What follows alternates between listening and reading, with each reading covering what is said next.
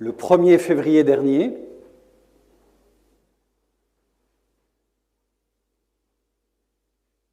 juste un problème de son sans doute, tu me dis, ok.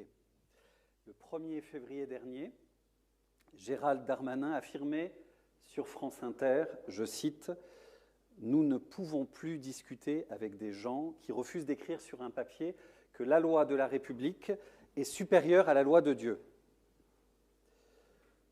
En plein débat passionnel sur la loi dite contre les séparatismes visant l'islamisme radical, l'islam politique, clairement, le ministre de l'Intérieur et la ministre chargée de la citoyenneté, Marlène Schiappa, avait précédemment, successivement, chargé les évangéliques de France, pointant du doigt qu'ils constituaient, je cite, là encore, un problème pour la République, du côté du ministère de l'Intérieur, et pointant l'usage dans nos milieux, l'usage problématique dans les milieux évangéliques de certificats de virginité venant des États-Unis du côté de Marlène Schiappa.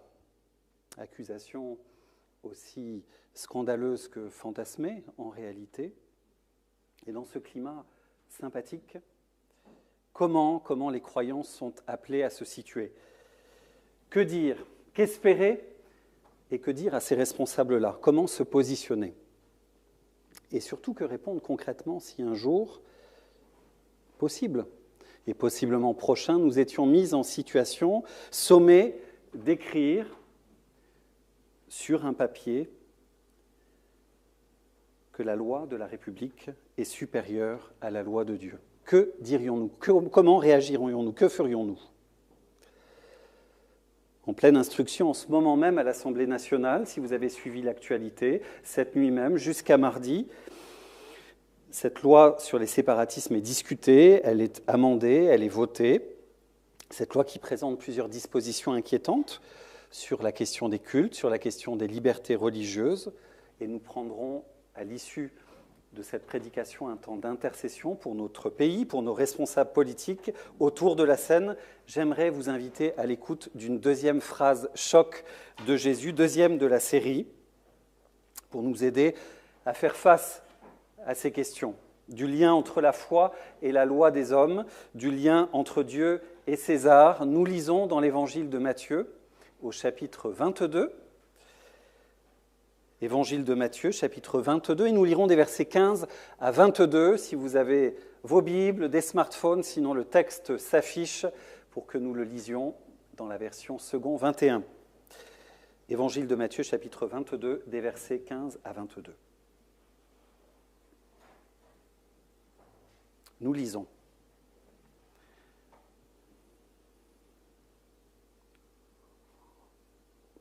Alors, les pharisiens allèrent tenir conseil sur les moyens de prendre Jésus au piège de ses propres paroles. Ils envoyèrent vers lui leurs disciples avec les Hérodiens.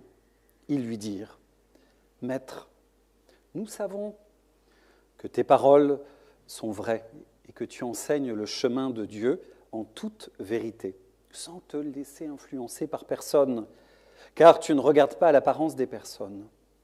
Dis-nous donc ce que tu en penses. Est-il permis ou non de payer l'impôt à César, à l'empereur ? » Mais Jésus, connaissant leur méchanceté, répondit : « Pourquoi me tendez-vous un piège, hypocrite ? Montrez-moi la monnaie avec laquelle on paye l'impôt. » Ils lui présentèrent une pièce de monnaie. Il leur demanda : « De qui porte-t-elle l'effigie et l'inscription ? » ?»« De l'empereur, » lui répondirent-ils. Alors il leur dit : « Rendez donc à l'empereur, à César, selon la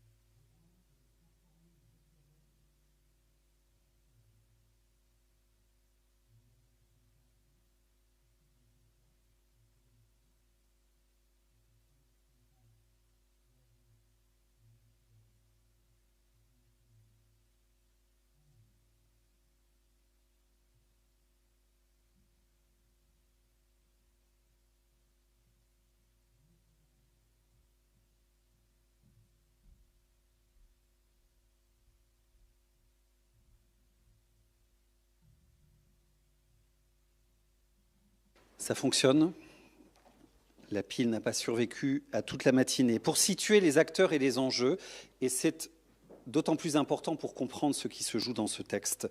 Nous nous rappelons qu'à l'époque de Jésus, du Nouveau Testament, le royaume d'Israël a été conquis en 63 avant Jésus-Christ. C'est relativement frais, conquis par la puissance romaine. Et la Judée, là où il y a Jérusalem, et la Samarie sont toutes deux des provinces romaines. C'est leur statut, au même titre que la Gaule, dans notre histoire plus proche. Comme elles sont situées sous la dépendance politique de Rome et elles sont gérées localement par un préfet romain, un peu comme aujourd'hui. Nous avons des préfets de région, préfets de département, qui sont les représentants en proximité de la puissance nationale, de l'État. De même, à l'époque. La Galilée, là où Jésus a grandi, jouit pour sa part d'un statut un peu différent, plus favorable quelque part. Elle est placée sous la royauté, une royauté locale, la royauté d'Hérode Antipas, dont on croise le nom dans l'Évangile, par ailleurs, comme dans les livres d'histoire, mais là aussi au prix d'une soumission à la puissance romaine. C'est ainsi, Hérode, c'est ainsi que les Hérodiens que nous découvrons dans notre passage sont des partisans. C'est un mouvement, c'est un parti politique des soutiens d'Hérode et de sa politique de collaboration à l'égard de Rome. Hérode, pour vous situer un peu le personnage et la nature de la soumission, de la suggestion, on dit plutôt, avait fait construire et dédier une ville à l'empereur Tibère, la ville de Tibériade, si vous allez en Israël, aujourd'hui encore, elle existe. Et Tibère se prétendait, pour vous situer le personnage, tout de même comme étant la manifestation de Dieu sur terre. C'était sa prétention, c'était sa réalité, c'est comme ça qu'il se présentait. Et Hérode avait bâti de manière idolâtre une ville en son honneur. Et c'est typiquement, pour le coup, le type de compromission, de posture, de discours que les pharisiens, que autres partis que nous rencontrons dans notre texte avaient en horreur suprême. Eux qui, pour leur part, attendaient le rétablissement du royaume d'Israël, le rétablissement de la souveraineté nationale d'Israël sur sa terre, sur la terre de Dieu. C'était l'espérance que le Messie vienne, descendant de David, selon les promesses des Écritures, pour rétablir cette royauté de Dieu sur sa terre et évincer les païens de leur domination sur cette terre. Et dans ce contexte, il convient de réaliser maintenant combien cette question de l'impôt, de la taxe, de la demande romaine dont il est question dans notre texte est l'expression même de l'oppression romaine. Le symbole de la prétention de Rome à être propriétaire de la terre et du peuple élu.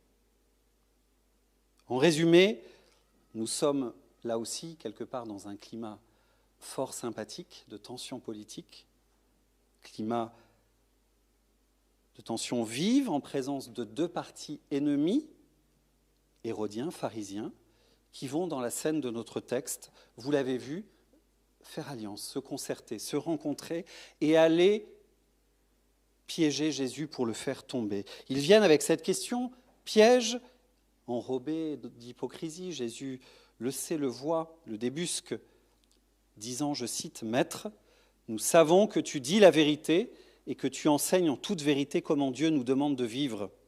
Tu ne te laisses influencer par personne, car tu ne regardes pas la position sociale des autres. Dis-nous donc ce que tu penses de ceci. A-t-on, oui ou non, le droit de payer des impôts à César ?» Les coquins. Jésus se trouve face à une alternative. S'il répond, je résume simplement les choses, oui, simplement, oui, stricto sensu, oui, allez-y, payez, légitimement, payez l'impôt à César, pas de problème. Il s'attire les foudres du peuple et des autorités juives.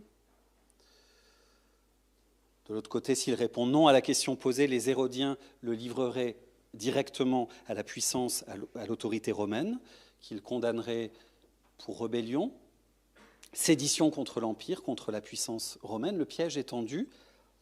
Jésus se retrouve à choisir finalement entre deux loyautés, César ou Dieu, avec pour chacune des options, vous l'aurez compris, des ennemis à l'appui. Que Jésus va-t-il faire? Que va-t-il dire? Comment s'en sort-il dans notre texte? Si vous avez le texte devant les yeux, il commence simplement par leur demander une pièce. Une pièce certainement plus grande que celle-ci, de couleur argentée, certainement au motif plus irrégulier, mais pas n'importe quelle pièce. C'est une pièce, nous dit le texte, qui sert à payer l'impôt.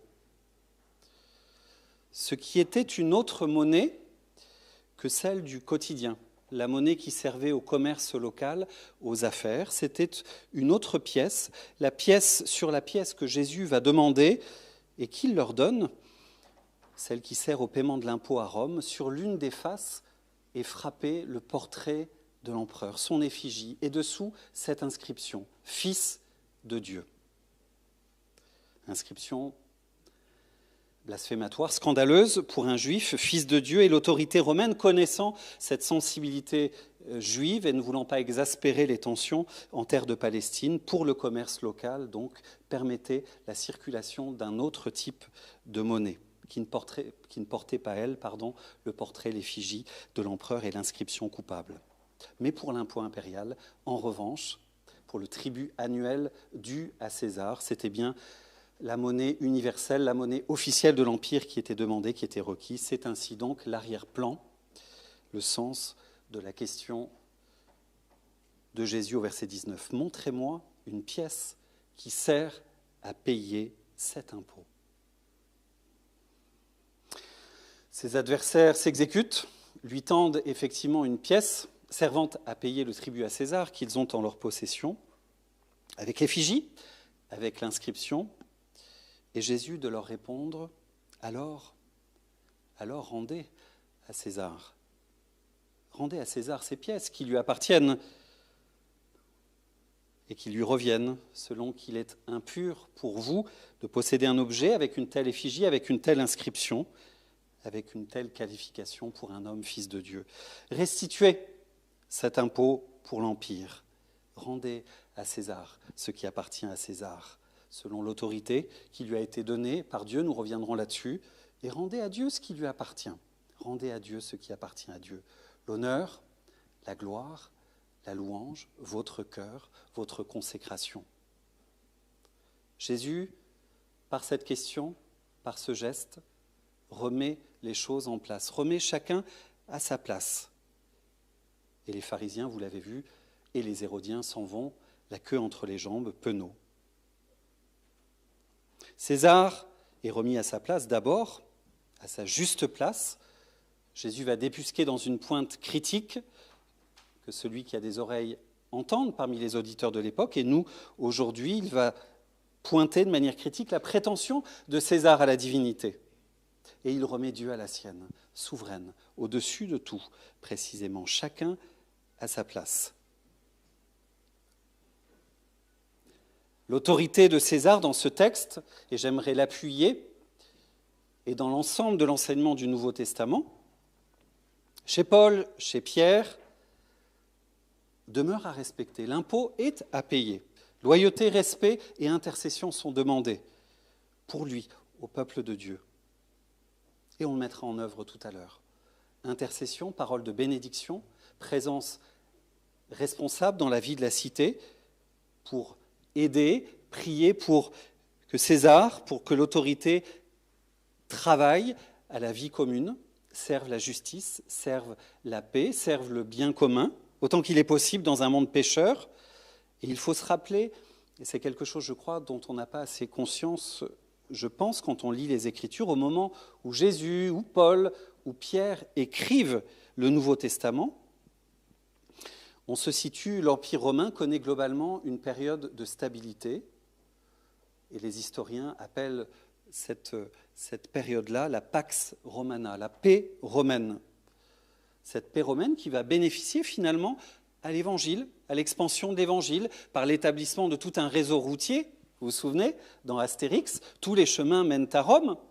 Il y a un réseau international qui favorise quelque part la circulation de l'Évangile dans l'Église primitive. Liberté de croyance également. Les historiens parlent de laïcité à la romaine à l'époque. Alors, il faudrait nuancer, recontextualiser. Et effectivement, la laïcité à la romaine, à la tête de l'Empire, celui à qui on doit un culte et qui unit quelque part l'ensemble de l'Empire, c'est Tibère, en l'occurrence, qui se prétend comme l'incarnation de Dieu sur terre. Mais au-delà de ça, il y avait une grande liberté de croyance. Chaque lieu, chaque localité, chaque province avait la liberté de croire en ses propres dieux. Et ça a bénéficié très largement au rayonnement, à l'expansion de l'Évangile à l'époque. Climat de sécurité globale qui existait dans cet empire, comme nulle part, je crois, auparavant, et comme nulle part pendant longtemps après, à vrai dire.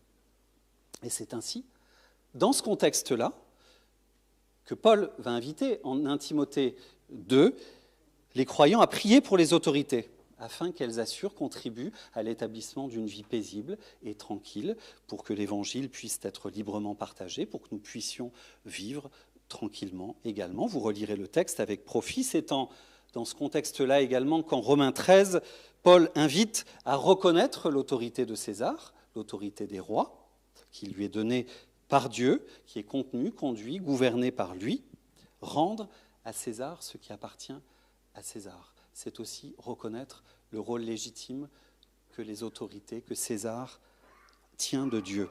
Et dans le même temps, se rappeler de rendre à Dieu ce qui est à Dieu. Nous rappelant précisément que César n'est qu'un homme et un homme pécheur. Un homme qui n'exerce qu'un pouvoir temporel et temporaire, délégué, se rappeler que ce n'est pas l'image de César que nous sommes appelés à adorer, ou en lui placer notre sécurité, notre confiance ultime, mais nous rappeler ce matin que chacun d'entre nous, César y compris, Marlène Schiappa y compris, Gérald Darmanin y compris, Emmanuel Macron y compris, chacun d'entre nous, que nous soyons petits ou grands, élevés en responsabilité ou non, nous sommes les images de Dieu sur terre, les effigies de Dieu sur terre, que Dieu est notre source, qu'à lui, notre louange, notre adoration, notre obéissance, notre cœur, qu'en lui est notre espérance ultime. Rendre à César ce qui appartient à César et à Dieu ce qui appartient à Dieu. Que cette phrase, elle est puissante, qu'elle soit pour nous rassurante ce matin, qu'elle calme nos cœurs, nos craintes face aux charges peut-être qui nous sont adressées, qu'elle nous invite à la louange d'abord, tranquillement, calme et confiance, mais aussi à la prière dans le même temps pour nos autorités, que Dieu a placées, on veut se le rappeler ce matin, pour le bien commun, pour le service de la justice, de la paix, autant qu'il est possible, je le redis, dans un monde pécheur, et que Dieu gère ces autorités, qu'il les maîtrise, qu'il les gouverne, dans l'attente de son règne, bientôt. Et c'est pour cela que nous sommes appelés ce matin à l'intercession pour elles en tant que peuple de Dieu, précisément parce que nous nous adressons au Dieu qui règne et qui établit des hommes pour prendre soin des hommes. Alors, j'en viens à la conclusion face à la question initialement posée. Si je devais signer ce matin un papier stipulant que la loi de César, la loi de la République, est au-dessus de la loi de Dieu, que ferais-je ? Que feriez-vous ?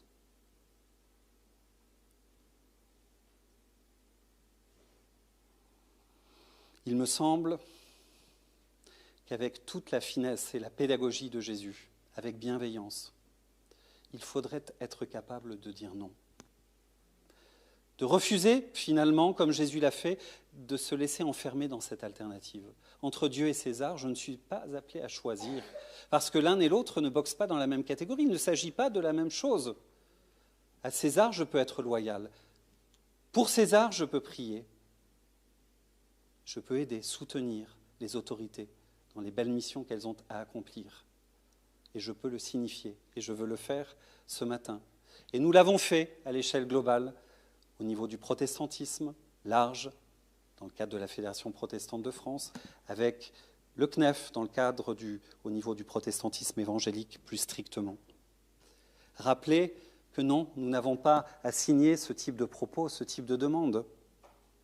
Non à César et sa prétention régulière, je crois, à vouloir monter sur le trône de Dieu, à régir et à dire ce qu'il conviendrait de croire ou de ne pas croire.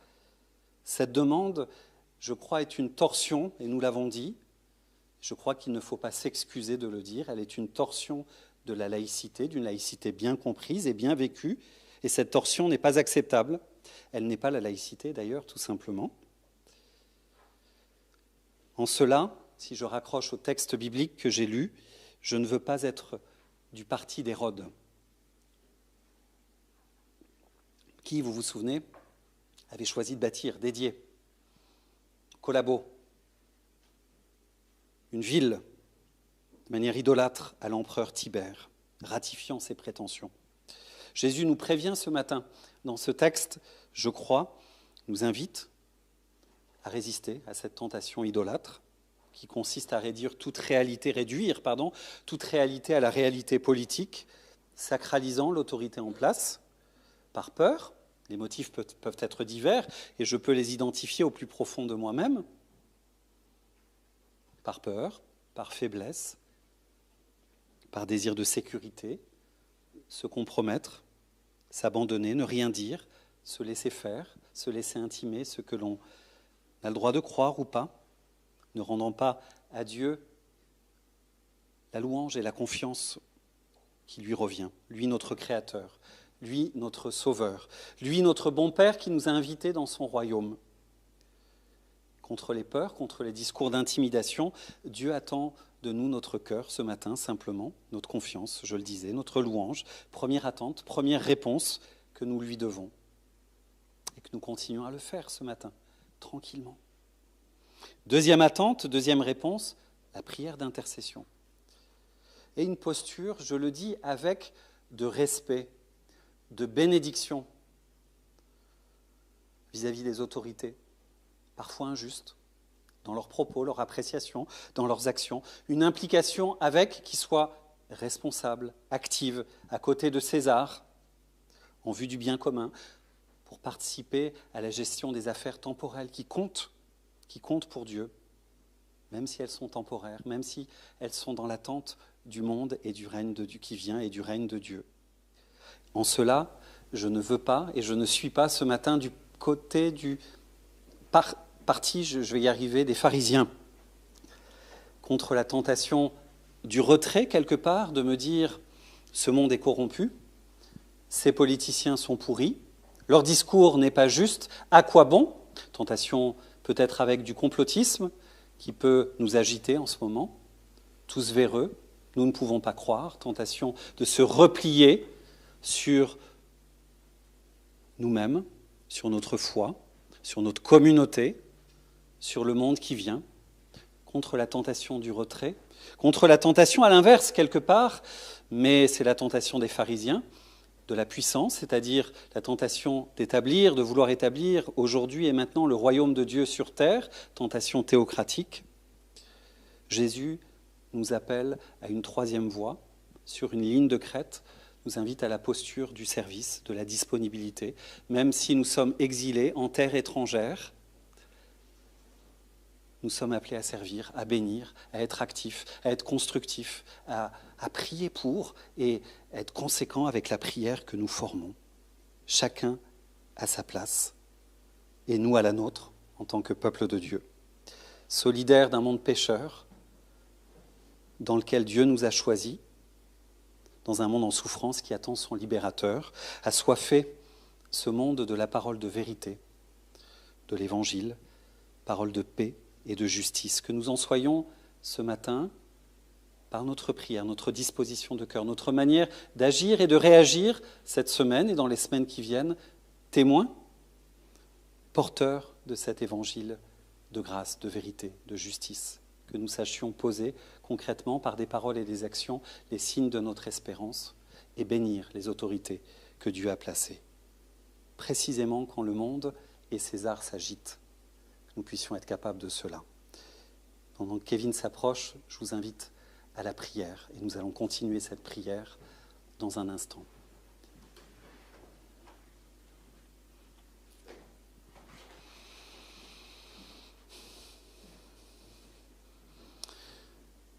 Oui Seigneur, c'est à toi que nous appartenons.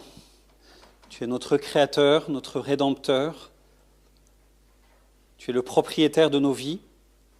Tu es notre bon Père. Tu es celui qui nous justifie, qui nous aime, qui prend soin de nous, en qui nous pouvons avoir confiance. Tu es celui qui nous habite, qui nous remplit d'amour, de grâce. Nous puissions, dans le contexte actuel, dans un monde agité, à bien des égards, être porteurs de stabilité, de paix, de bénédiction, de prière. Nous puissions être des fils et des filles de Dieu au témoignage constructif. Seigneur, nous voulons ce matin commencer par bénir Gérald Darmanin, Marlène Schiappa, Emmanuel Macron, Jean Castex, le gouvernement. Les députés qui travaillent sur cette loi actuellement, les sénateurs qui vont le faire tout bientôt. Seigneur, ce sont des réalités qui ne te sont pas étrangères. Que tu puisses nous préserver collectivement, nous conduire, prendre soin de notre pays. Seigneur, nous te confions ces responsables, tu leur accordes de la sagesse, de la retenue, du discernement, qu'ils n'excèdent pas certaines tentations. Seigneur, nous te confions ton peuple également, en France et ailleurs. Dans un monde en souffrance, nous l'avons dit, nous puissions faire du bien, soulager et bénir encore une fois. À toi notre cœur, en toi notre confiance. Seigneur, à toi notre louange. Amen.